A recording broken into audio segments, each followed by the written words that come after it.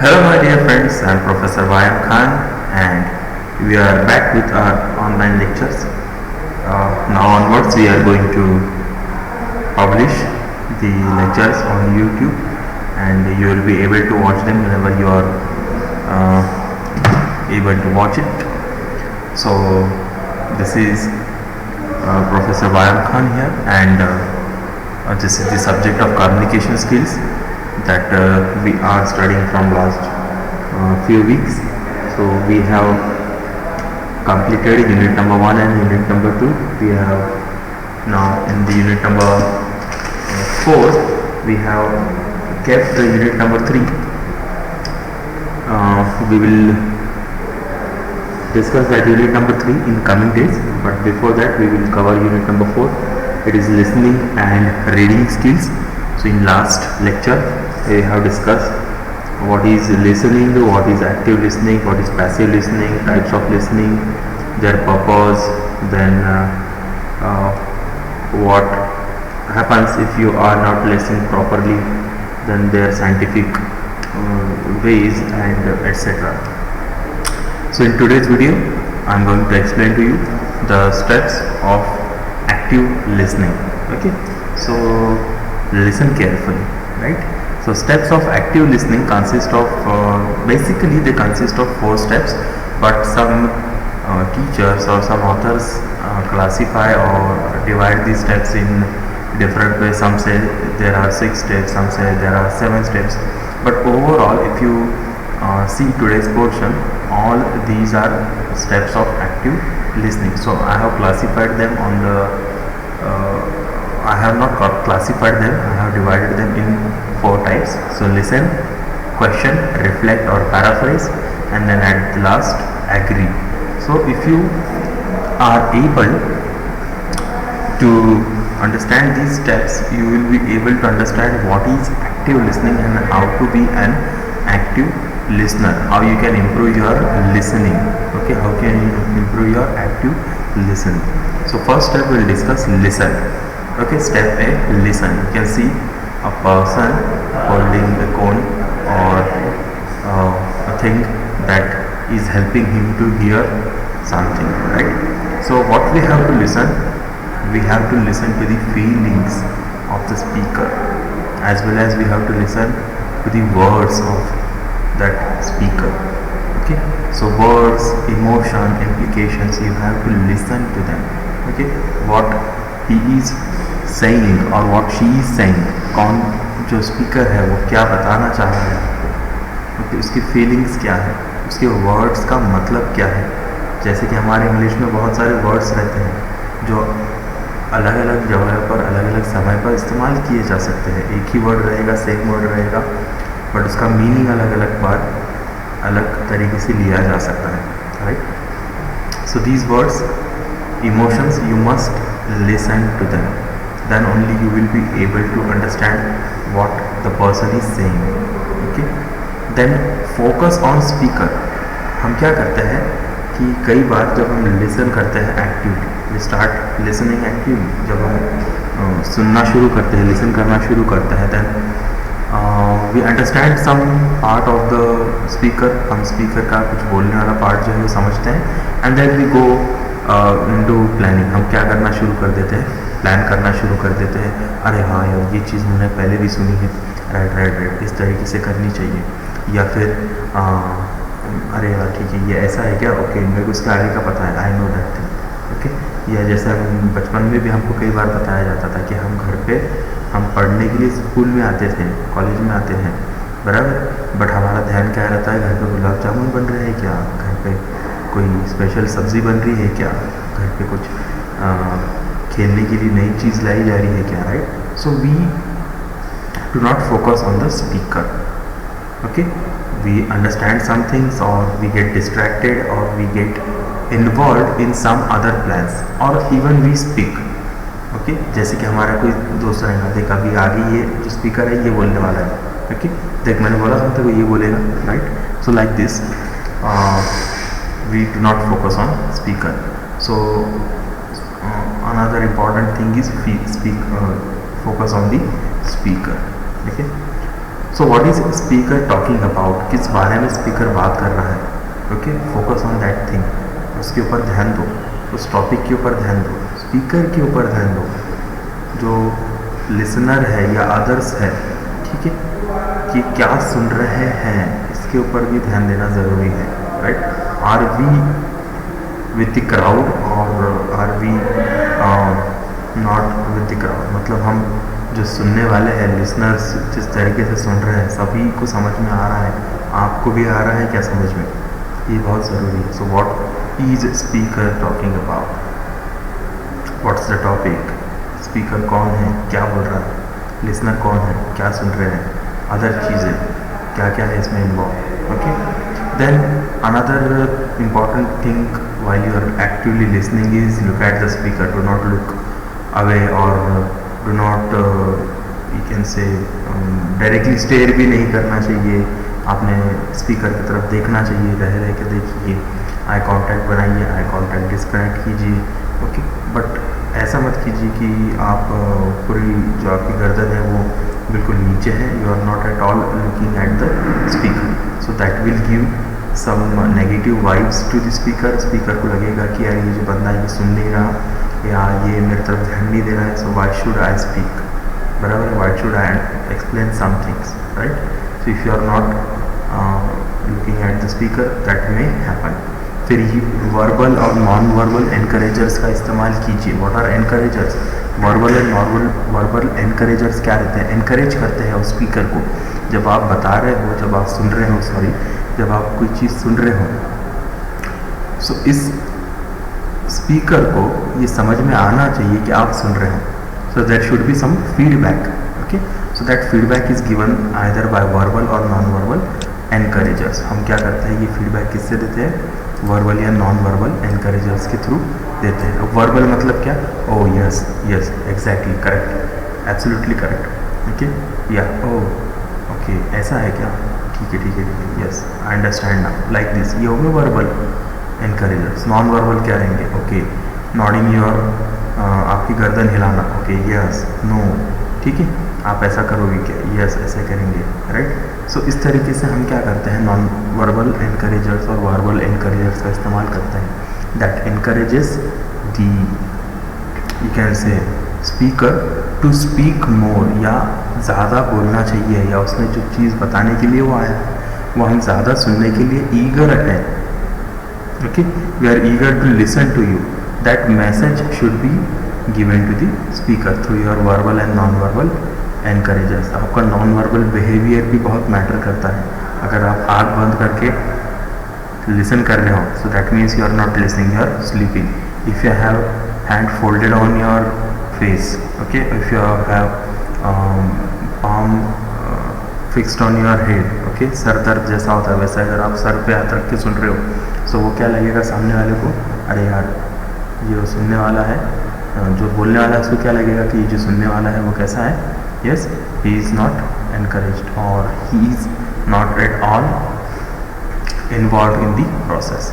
So opening door to good conversation shows an interest, show your interest, okay, but it must be done sincerely। जो interest है वो बहुत sincerely आपने देना है, विदाउट एनी जजमेंट, ठीक है। कई बार हो जाता है, अरे ये बच्चा है, ये क्या मुझे एक्सप्लेन करेगा, ये स्पीकर जो है, अरे ये तो अभी अभी सीख क्या है, ये क्या मुझे चीज़ें सिखाएगा, राइट। सो वी जज द थिंग्स, वी जज द स्पीकर, वी जज the process, so you should not जज दैट। आपको उसको विदाउट जजमेंट क्या करना है, सुनना है। Then if you are not agree with the things that he or she has said, then you can disagree to that, okay, आप उसको disagree कर सकते हो, आप उसके ऊपर discussion कर सकते हो, right, but at least listen to them without any judgment, okay। So open the door of conversation। Encouragement, see encouragement matters। If a speaker is speaking, okay, जैसे बोलते हैं ना कि जो स्पीकर रहते हैं या जो ऑरेटर्स रहते हैं, जो भाषण करते हैं या जो बहुत चीज़ें जो है मोटिवेशनल स्पीचेस देते हैं, ऐसे मोटिवेशनल स्पीचेस या जो गायक रहते हैं या जो शेर कविताएं करने वाले लोग रहते हैं, शेर बोलने वाले लोग रहते हैं, उनके लिए क्या रहता है, एनकरेजमेंट, लोगों की तालियाँ, राइट। सो अगर लोगों की तालियां आ रही हैं तो उनको क्या लगता है, अरे नहीं लोग सुन रहे, come on I can do it, मैं और अच्छे से कर सकता हूँ. So that conveys your interest, वो आपका इंटरेस्ट जो है वो उन तक कन्वे करता है. सो वो चीज़ कन्वे होने की वजह से the person keep on talking. Okay, so you can see here if a person is not encouraged she will look like this, अरे यार ठीक है चल. Okay, so you must encourage the speaker, concentrate, give attention upon the speaker, don't agree or disagree directly. Okay, non-committal words in a positive tone of voice. जब भी हम use कर रहे हैं तो एक पॉजिटिव टोन में आपको क्या करना है, यूज़ करना है आपके वर्ड्स को. Repeat 1 or 2 words of the persons previous statement जो उसने किया है, उसमें से 1 या 2 वर्ड्स रिपीट कीजिए. Okay, be aware your body language, do not कैसे लीन ऑन योर बॉडी, पूरे झुक के आप बिल्कुल, ऐसा नहीं होना चाहिए कि आप बिल्कुल सोए जैसे महसूस हो रहे हो स्पीकर को. Right, so that will show your body language, negative body language. आप आंखें बंद कर दे रहे हो, आप यॉर्निंग कर रहे हो, आप आलस ले रहे हो, आप हाथ फैला के बैठे हो, that is not a good sign of encouragement. Okay, use varying voice intonation, अलग अलग इंटोनेशन का इस्तेमाल करो. हम स्पीकिंग स्किल्स के वक्त इंटोनेशंस क्या रहता है वो हम समझ के लेंगे. अलग अलग वॉइस मतलब कहीं पर कहीं कम दबाव देके, कहीं ज़्यादा दबाव देके शब्दों पे उसका इस्तेमाल करके. ओके, आपकी आवाज़ में उतार चढ़ाव ला के आप क्या करो, सामने वाले से बात करो तो उसको पॉजिटिव फील होगा. You will explain the things more positively, उसको बोलेंगे एनकरेजमेंट. कैसे रहते हैं यूज़ ऑफ वेरिंग वॉइस इंटोनेशंस कैसे रहते हैं. ओह आई सी, राइट, यस एग्जैक्टली, हाँ यस, ओके, श्योर, या, yes, wow, really, these are some sort of intonations. Okay, use them when you are listening, so that will encourage the speaker. You can see here this one is a speaker, ये lady है जो बात कर रही है, बराबर है, and this person is probably her husband, वो उसका पति है शायद, right.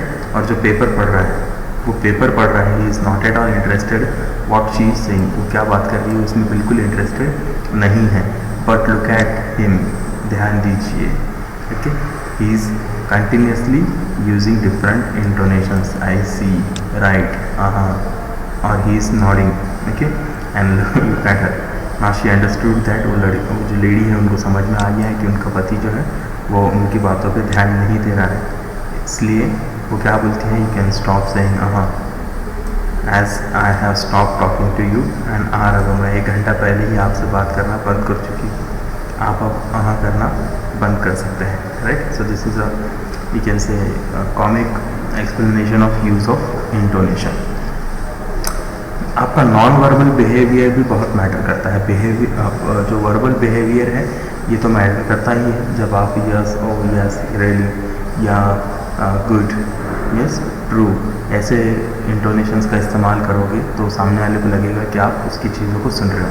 बट अगर नॉन वर्बल बिहेवियर की तरफ देखा जाए तो आप अगर आई कांटेक्ट बना के रखते हो, जैसे कि इंटरव्यूवी की तरफ इंटरव्यूअर क्या करता है, आई कांटेक्ट बना के रखता है, या आप दोस्तों से बात करते हो तो आई कांटेक्ट बना के रखते हो. ऑकेजनली हाँ ना, इस स्वर में आप आपकी गर्दन हिलाना या जो आपका सिर है उसको हिलाना. ओकेजनली नॉडिंग अफर्मेटिवली कि आप कुछ चीज़ें समझ में आ रही हैं. जब सामने वाला बोलता है नहीं समझ में आ रही है, नहीं कि इसमें भी नॉडिंग करना, that is also a non verbal behaviour. Expectant pauses लेना चाहिए बीच बीच में. ओके, सो दैट जैसे कि interview that more is expected. Okay, जैसे कि ये जो पॉजेस हैं, एक्सपेक्टेंट पॉजेस मतलब क्या रहता है, ये इंडिकेट करता है कि जैसे कि कोई इंटरव्यूअर है, कोई इंटरव्यूअर है, ये कुछ क्वेश्चन पूछता है इंटरव्यूवी को, इंटरव्यू देने वाले को. सो इंटरव्यूवी बीच में कहीं पर तो ही रुक जाता है, बराबर. सो ऐसे वक्त ये जो इंटरव्यूअर है ये क्या एक्सपेक्ट करते हैं, they give some expectant pauses. Okay, ठीक है, एंड ऐसे. सो इससे क्या पता चलता है, इससे ये इंडिकेट होता है कि वो एक्सपेक्ट कर रहे हैं कुछ और वर्ड्स, कुछ और चीज़ें आपसे. सो स्पीकर को ये समझ में आता है, बोलने वाले को ये समझ में आता है कि यार मुझे और कुछ चीज़ें बतानी है. ओके, सो ये इंटरव्यूवी को क्या लगता है कि अरे यार ठीक है, but I have explain about my self, now I have to give some more points about me or some more things about my education, some more thing about my family background, like that. Okay, so that is called as expectant pauses. These are included in non-verbal behavior. कौन से various forms है non-verbal communication के, जैसे touch है, you can explain some things to touch, sound, smell, timing and speed of delivery of speech. These are also forms of non-verbal communication. Proximity, posture, आपका dress, eye contact, gestures, आपके हाथों के हाव भाव, आपका बैठने का तरीका, इसको पॉस्चर बोलते हैं. आपका खड़े रहने का तरीका, इसको पॉस्चर बोलते हैं. जेस्चर्स यानी आपके हाथ के मूवमेंट्स, आपके चेहरे के मूवमेंट्स, इसको फेशियल एक्सप्रेशन बोलते हैं. साइलेंस, ये भी एक किस्म का क्या है, नॉन वर्बल कम्युनिकेशन का तरीका है. Okay, if you are angry and someone is speaking, so you are using silence as a treatment of disagreement. बराबर है. So use of silence is also a important non-verbal communication और communication का media. Okay, then communication through eyes is very important. आपका eye contact बहुत matter करता है. Yes, आप जब आई कांटेक्ट करते हो किसी के साथ में तो बहुत सी चीज़ें आप कम्युनिकेट करते हो through your eyes only, right. Your agreement, your disagreement, your anger, your sadness, your emotion, your feelings, lot of things you explain through the eyes. So it is very important to communicate through the eyes, right? Then step भी है. listen तो हो गया. listen करने के लिए आपको ये सब चीज़ें करना है. Non verbal behaviour, verbal behaviour, encouragement, ये सब चीज़ें करना है while you are listening or while you are participating in the process of listening. Well, you are actively listening. Second thing you should do is question. Question करो, सवाल पूछो. Purpose होना चाहिए क्वेश्चन को. जैसे कि आप डेमोन्स्ट्रेट करना चाह रहे हो, यू आर लिसनिंग, सो उस वक्त कोई एक स्पेसिफिक क्वेश्चन करना ज़रूरी है.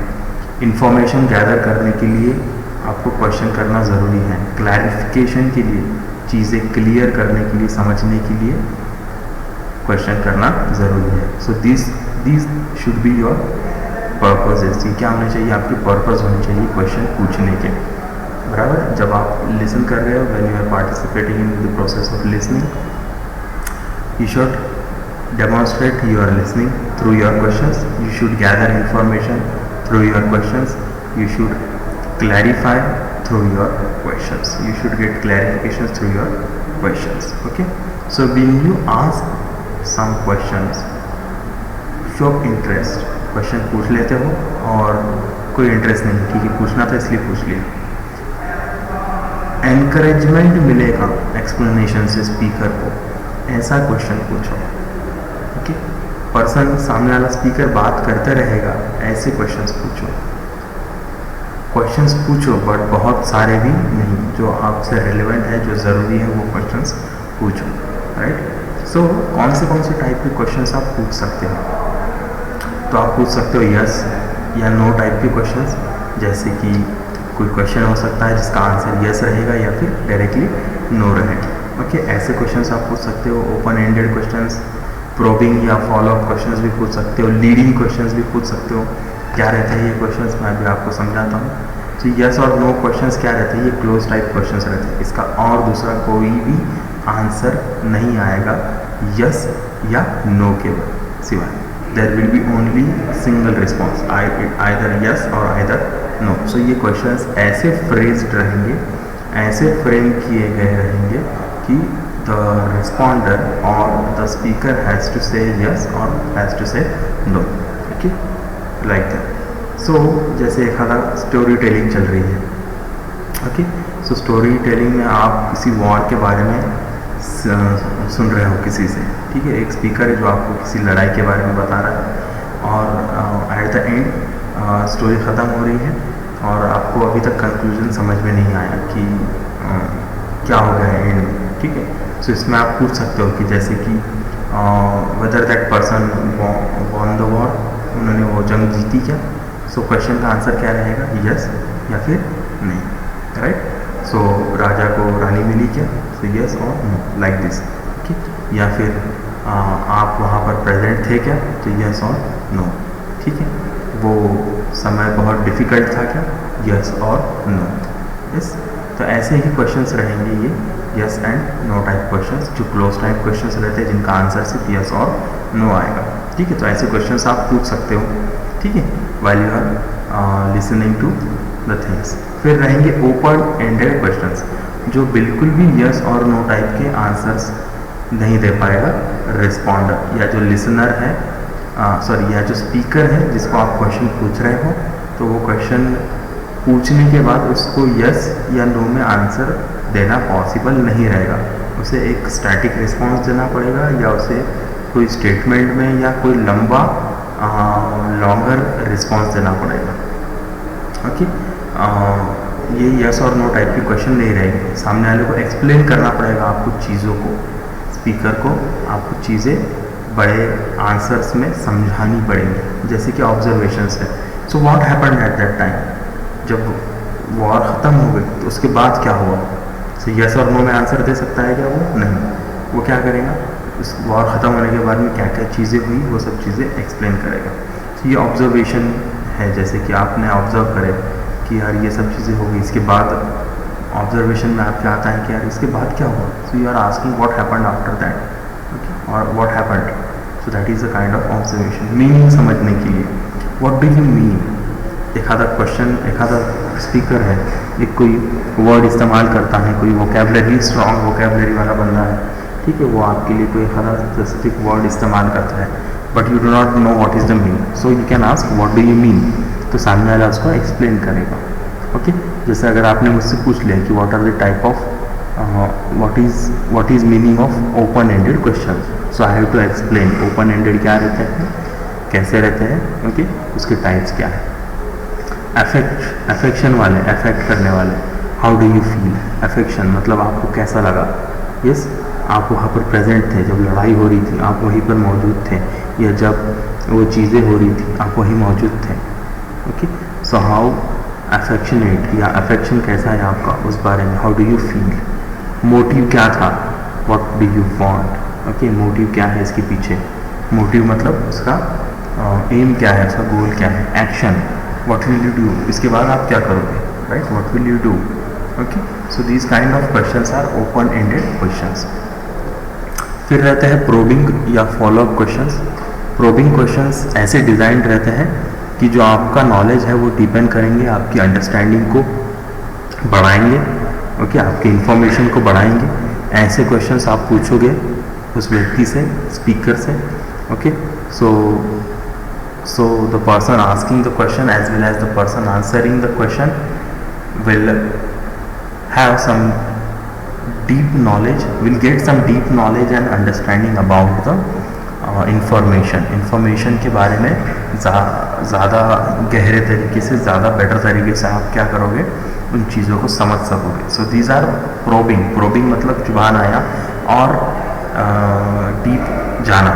यस, उसको बोलते हैं प्रोबिंग। या फॉलोअप मतलब क्या हो गया उसके बाद और क्या हुआ, और बताइए, ठीक है, ये तो समझ में आ गया, इसके बारे में और समझाइए, like that. So asking another question to clarify और ऑब्टेन फर्दर इंफॉर्मेशन, इसके बाद का इंफॉर्मेशन, जैसे कि इंटरव्यूअर को पूछा जाता है, ओके, कि और डीपनिंग इंफॉर्मेशन उसके बारे में अगर लेनी है तो पूछा जाता है। ठीक है, तो फिर आपका पर्सनल चीज़ें तो आपने बता दी, फिर आप बताइए कि आपका जो अभी तक का एक्सपीरियंस है इसमें आपने क्या क्या चीज़ें सीखें या इसमें आपने क्या क्या चीज़ें की हैं। So that is a kind of probing और follow up questions. So tell me more about that, what lead you to do this things, what eventually happened. These are some kind of probing और follow up questions. फिर आता है leading question. Leading question जो है ये ऐसे phrase रहते हैं कि वो इंडिकेट करेंगे एक प्रेफर्ड रिस्पॉन्स की तरफ। जैसे यस और नो टाइप का क्वेश्चन रहता है तो वो क्वेश्चन का आंसर एक तो यस रहेगा या फिर नो रहेगा। उसी तरीके से लीडिंग क्वेश्चन जो रहते हैं उनका भी आंसर एक फिक्स्ड आंसर रहेगा, ओके, जो इंडिकेट करेगा कि ये उसका प्रेफर्ड रिस्पॉन्स रहेगा। ओके, वो प्रेफर्ड रिस्पॉन्स की तरफ क्या करेगा, हमारा क्वेश्चन इंडिकेट करेगा। जैसे indicates auditor asking the question is an objective. Okay, ये लीडिंग क्वेश्चन जो है ये क्वेश्चन का टाइप है जो पुश करता है रिस्पोंडेंट्स को to answer in a specific manner. एक स्पेसिफिक तरीके से ही ये आंसर किए जा सकते हैं, जैसे कि मैंने बताया यस और नो। ओके, यस और नो का जैसा है वैसे ही इसका ये, बट इसमें यस और नो की बजाय आपको आंसर जो रहेगा वो लेंदी मिलेगा, थोड़ा सा बड़ा रहेगा answer, but it will be in that specific manner in which the question is asked. जिस तरीके से क्वेश्चन पूछा है उसी तरीके से उसका आंसर वहाँ पर मिलेगा। Okay, these questions already contain information. Okay, इसमें आधी इंफॉर्मेशन इन क्वेश्चंस में ही रहती है। ठीक है, ज्योग्राफी के जैसे कुछ क्वेश्चंस होंगे, ठीक है, आधी इंफॉर्मेशन उस फोटोग्राफ में ही रहती, right. So these are called leading questions. The creator of that question wants to confirm rather than try to get the true and unbiased answer to that question. He or she wants to confirm whether the survey is okay, मतलब जो चीज़ें बताई जा रही है वो right है या नहीं, इसके बारे में कंफर्म करने के लिए क्वेश्चंस पूछेंगे। कुछ अदर क्वेश्चनिंग टिप्स जो आप पूछ सकते हो, avoid asking multiple questions at the same time. एक ही समय पर 3-4 क्वेश्चंस अलग अलग पूछना ठीक नहीं है। फिर जनरली एक ओपन क्वेश्चन से अगर आप शुरुआत करो तो बहुत अच्छा होगा। सबसे अच्छे क्वेश्चंस वो रहते हैं जो शॉर्ट रहते हैं, क्लियर रहते हैं और जिनमें कुछ ऑब्जेक्टिव रहता है, मतलब कुछ मीनिंगफुल क्वेश्चंस पूछो। लॉजिकल ऑर्डर में क्वेश्चन पूछो, मतलब ऊपर नीचे मत कर दो क्वेश्चन को। जो क्वेश्चन का आंसर आखिरी में होना चाहिए वो पहले मत पूछो, या जिनका पहला होना चाहिए वो आखिरी मत पूछो।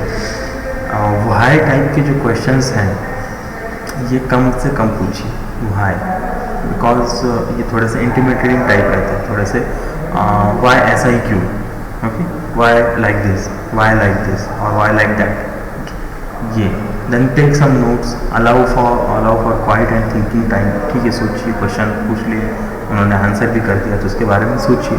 Okay, then you can ask some more questions again. Okay, take notes. So these are our questioning tips. So these are all parts of active listening. It shows that you are actively listening.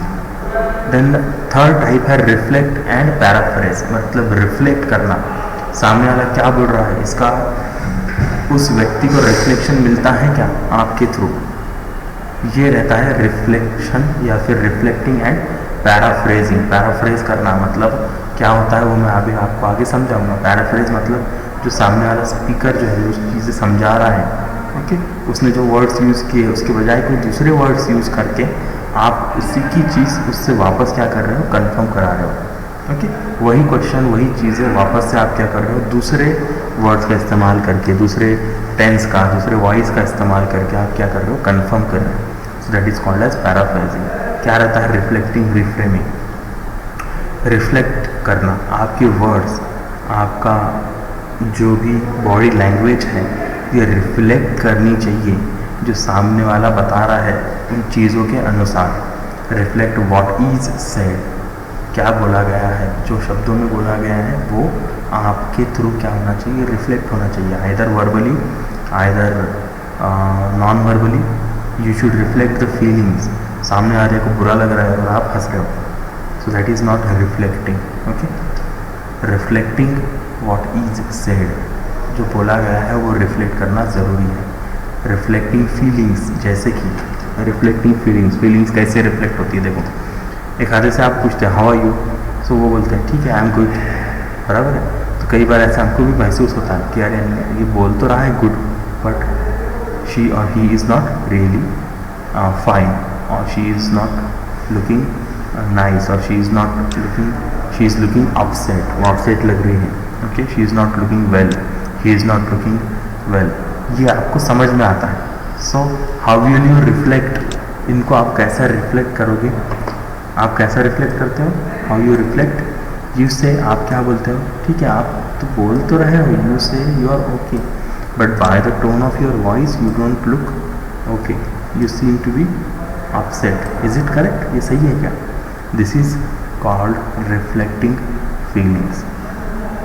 When someone is speaking, जब आप बोल रहे हो, when you are actively listening to that person, you will have some empathy, अगर आपके पास में कोई empathy है उसके बारे में आपको समझ में आ रहा है, आप उसके शूज़ में चल रहे हो, you are walking in shoes okay of others, so you will reflect, आप क्या करोगे, रिफ्लेक्ट करोगे okay. Otherwise if you are not listening actively you won't reflect. जैसे कोई हंसी मजाक कर रहा है ओके, या आपके जो भी बात करने का तरीका है उसको वो तरीका समझ में नहीं आया, and you are not at all giving the feedback properly, so you are not reflecting properly. Reflection क्या रहता है रिफ्लेक्शन? मिरर में हम जैसा देखते हैं हमारे रिफ्लेक्शन इट इज सेम। जब स्पीकर बोल रहा है तो स्पीकर को भी उसका रिफ्लेक्शन आप में दिखना चाहिए, इसी को बोलते हैं reflecting. So act like a mirror and reflect the feelings that you see and hear okay, this is very important. This is particularly useful when the person's tone और वॉइस और gestures don't match up the person's words.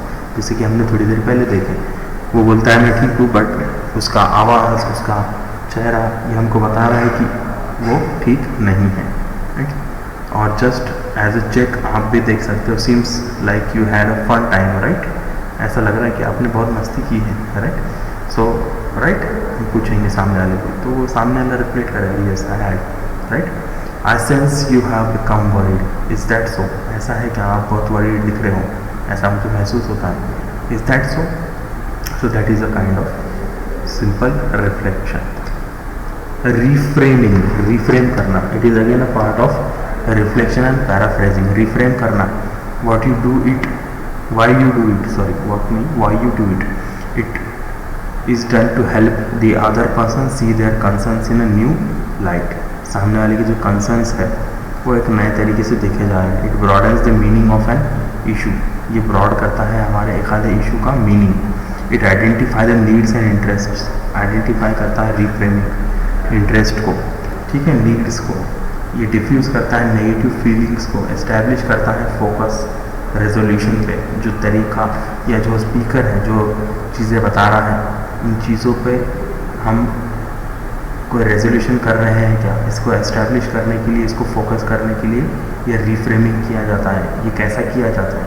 You recognise underlying needs, आप क्या करते हो, जो needs हैं, जो speaker बता रहा है उसमें जो नीड्स हैं उसको आप क्या करते हो, रिकग्नाइज करते हो। Reword concerns from negative to neutral, words को जो है वापस से कैसा करो, थोड़ा सा रिफ्रेम करो, वापस से उन वर्ड्स को ठीक से अरेंज करो। कैसा अरेंज करना है? नेगेटिव अगर होंगे तो उसको न्यूट्रल या पॉजिटिव पास्ट में अरेंज करो, प्रॉब्लमेटिक होंगे तो उसको अपॉर्चुनिटी के फॉर्म में रिफ्रेम करो। रिफ्रेमिंग मतलब क्या है कि जो स्पीकर बता रहा है या जो चीज़ें हम सुन रहे हैं इनको रिफ्रेम करना ओके, इनकी अंडरस्टैंडिंग को रिफ्रेम करना ओके, अंडरस्टैंडिंग को या इनके वर्ड्स को रिफ्रेम करना। रिफ्रेम मतलब रीस्ट्रक्चर, वापस से अरेंज करना, वापस से ऑर्गेनाइज करना। जैसे कि हम कोई नेगेटिव वर्ड रहेगा तो उसको हम न्यूट्रल वे में ऑर्गेनाइज करेंगे ताकि उससे पॉजिटिविटी मिल सके या कुछ चीज़ें हम उसमें अलग से समझ सकें, ठीक है। फिर प्रॉब्लम्स रहेंगे तो उसको अपॉर्चुनिटी के फॉर्म में रिफ्रेम करो। इंटरपर्सनल होंगे तो सिस्टम राइट्स रॉन्ग्स के फॉर्म में करो। Like this you can reframe the different words. Concern जो है, जैसे कि कंसर्न का अगर कोई कंसर्न है, रिफ्रेमिंग कैसा रहेगा तो कंसर्न के बारे में, she always talk to everyone else but me when there is a problem. अगर एक आधा कंसर्न है व्यक्ति तो वो सबसे हमेशा बात करती है बट मुझसे तब बात करती है जब कोई प्रॉब्लम उसे होती है right. So this is the shows concern, ठीक है। Reframe, it sounds as if you would like more direct communication to resolve concerns. इससे हम इसको रिफ्रेम कैसा करेंगे, इस लाइन को रिफ्रेम कैसा करेंगे? ऐसा लगता है it sounds as if you would like more direct communication to resolve concern. तो आप उसको क्या बता रहे हो, ऐसा लगता है।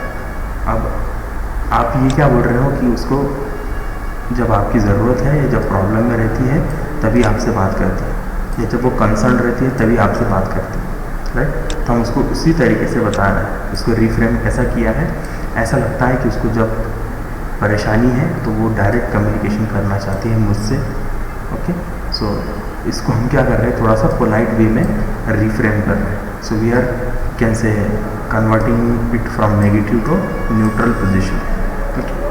फिर पैराफ्रेज करना. पैराफ्रेज क्या रहता है, जो स्पीकर बता रहा है उसकी स्टोरी को, उसके बताने को, उसके कंटेंट को एक्नॉलेज करने के लिए उसने यूज़ किए हुए शब्दों के बजाय कोई दूसरे शब्दों का इस्तेमाल करके वही चीज़ उसको बताना.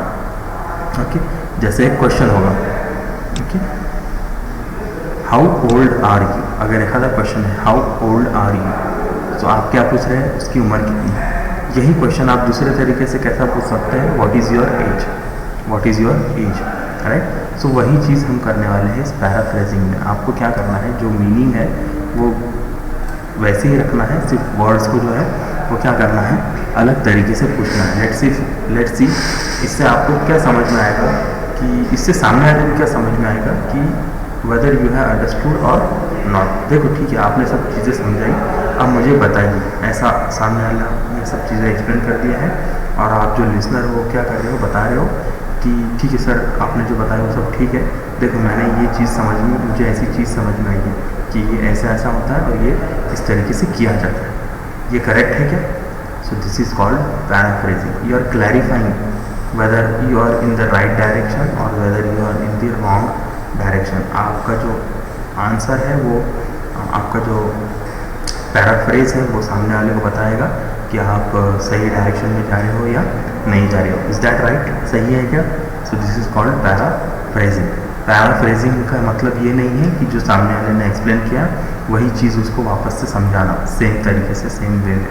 ओके, पैराफ्रेजिंग का मतलब ये क्या है कि हम जो चीज़ अंडरस्टूड कर चुके हैं, what we have understood, you are asking in some different, you can say with different words, but the meaning is same. Okay, you are not just mugging up the things that he or she has said. So do not act like a parrot. Okay?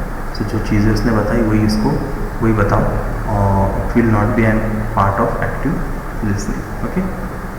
आप उसको own words में क्या करो, पूछो या बताओ, sir ये बराबर है कि ऐसा आपने जो समझा, is it like this? Okay. If yes, then you have understood it. If not, then realign करना ज़रूरी है आपके अंडरस्टैंडिंग को. एक्नॉलेज करो सामने वाले की फीलिंग्स को, सामने वाले की बातों को, सामने वाले के शब्दों को एक्नॉलेज करो. एक्नॉलेज से क्या होगा, जो आपके प्रॉब्लम्स है वो बहुत सारे सॉल्व होंगे. देखो यहाँ पर फीलिंग्स है और ये प्रॉब्लम सॉल्विंग है. जो प्रॉब्लम आप सॉल्व करना चाहते हो, जो कम्युनिकेशन आप कर रहे हो, you are communicating to say, suppose you are communicating to solve some problem. Okay, so there is a gap between your feelings and problem solving. आपकी जो फीलिंग्स है और ये उसके प्रॉब्लम सॉल्विंग है, या ये प्रॉब्लम सॉल्व होने वाले हैं, ये प्रॉब्लम्स के सोल्यूशन है. इसके बीच में क्या है, गैप. एक आप किससे भर सकते हो, या आप एक्नॉलेजमेंट से भर सकते हो. अगर खासा स्पीकर है, बोलने वाला व्यक्ति है, उसकी फीलिंग्स वो एक्सप्रेस कर रहा है और वो एक्सपेक्ट करता है कि आप उसकी जो प्रॉब्लम है उसको सोल्यूशन दो, तो ये आप कहाँ से देख सकते हो, थ्रू योर एक्नॉलेजमेंट. ओके, क्योंकि ये जो एक्नॉलेजमेंट है ये इफेक्टिवली सामने वाले को बताएगा कि आपने उसका प्रॉब्लम जो है, उसकी फीलिंग जो है ये समझ ली है, एंड जो प्रॉब्लम है उसका सोल्यूशन आपके पास है. इसलिए आप क्या करोगे, उसको एक्नॉलेज करोगे. Okay, so acknowledging someone's feeling, acknowledging the speaker. आखिरी में क्या करो, समराइज़ करो. समराइज़ में आपका जो अंडरस्टैंडिंग है वो अलाइंड है या नहीं है, ये चीज़ क्या कर सकते हो, समझ सकते हो. You can clarify the things that you have understood.